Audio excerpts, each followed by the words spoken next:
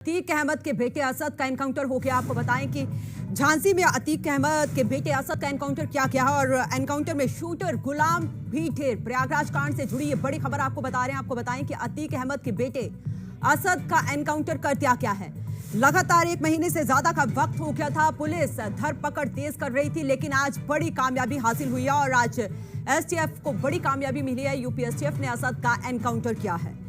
तो 5 लाख का इनाम रखा गया था इस पर। और आपको यह भी बता दें कि विदेशी हथियार भी यहां पर बरामद किए गए हैं।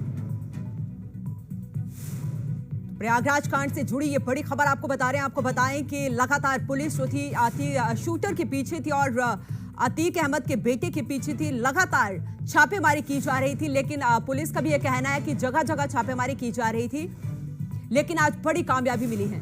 ज्यादा जानकारी के साथ हमारे सहयोगी विवेक जुड़ चुके हैं। विवेक, 1 महीने से ज्यादा का वक्त हो गया था, लेकिन आज बड़ी कामयाबी यहां पर पुलिस को मिली है।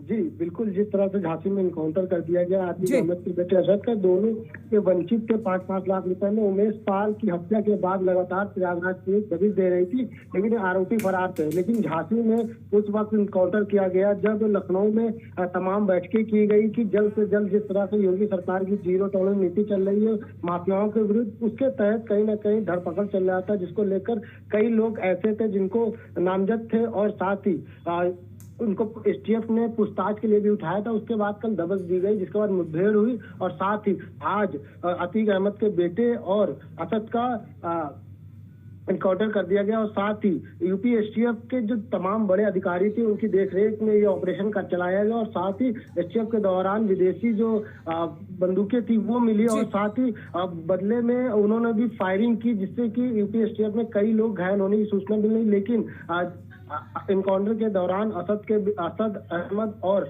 अतीक के बेटे दोनों जो है एनकाउंटर में मारे गए और साथ ही झांसी में ये एक बड़ा एनकाउंटर माना जा रहा है और साथ ही यूपी एसटीएफ की सफलतापूर्वक जो ऑपरेशन था उसको चलाया गया।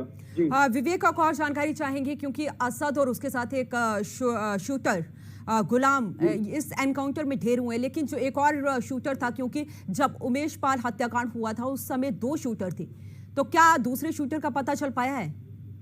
जी बिल्कुल, इसको लेकर लगातार जो पुलिस है यूपी एसटीएफ है वो दबिश दे रही है और साथ ही जो उमेश पाल कंडिया में कांड में संलिप्त थे उनसे पूछताछ की जा रही है और साथ ही जो लोग इसमें छिपे हुए हैं उनको लोकल पुलिस जो है पूरी सूची तैयार की जा रही है। इससे पहले भी 60 लोगों की सूची तैयार की गई थी, जिनपे टॉप 10 लोगों को रखा गया था और साथ ही उनको पकड़ने के लिए अलग से यूपी एसटीएफ ने टीम तैयार की थी और ऑपरेशन चलाया था कि जिससे कि जल्द से जल्द जो उमेश पाल हत्याकांड हुआ था उसमें जो भी लोग आरोपी हैं उनको सामने लाया जा सके और चिन्हित किया जा सके और साथ ही पुलिस कार्रवाई की जा सके। अब उमेश पाल की हत्याकांड के बाद अतीक अहमद के ऊपर भी गाज गिरी, उनको भी जेल में बंद किया गया, मुकदमा चलाया जा रहा और साथ ही अब ये हत्याकांड जो हुआ है कल आज झांसी में, उसको लेकर अतीक अहमद को जब पता चलेगा तो देखने वाली बात होगी कि वो उनका क्या रिएक्शन रहेगा। कहीं ना कहीं उनको भी जान का खतरा, वो ऐसा बोल चुके हैं मीडिया के सामने।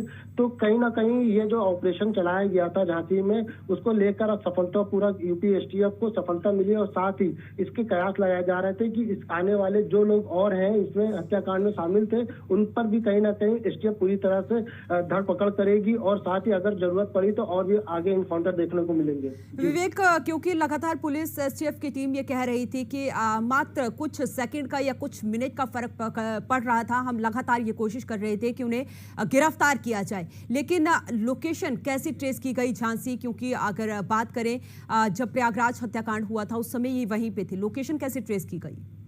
जी बिल्कुल, लोकेशन की जो लोकल पे थी उनसे कहीं ना कहीं एसटीएफ लगातार संपर्क में कर रही थी कि किस तरह से, क्योंकि इनसे पहले कई ठिकाने भी बदल चुके थे। पुलिस ने और एसटीएफ ने दोनों मिल के छापेमारी की थी, तो कहीं ना कहीं मोबाइल सर्वर इससे पहले पकड़ा गया था कि लोकेशन ट्रैक करने के लिए। इन्हीं सब चीजों को लेकर जब कल देर रात झांसी में पता चला कि इनके होने की सूचना मिली तो इनको पहले ये अरेस्ट करने ही गए थे, लेकिन जब उधर से फायरिंग की गई तो यूपी एसटीएफ ने भी इधर से फायरिंग का जवाब दिया, है जिसमें मुठभेड़ के दौरान इनकी एनकाउंटर कर दिया गया, और साथ ही ये दोनों काफी कुख्यात माने जाते हैं। और साथ ही माना जा रहा था कि अतीक का जो पूरा साम्राज्य उसको संभालने के लिए अतीक इनको ट्रेनिंग भी दे रहे थे।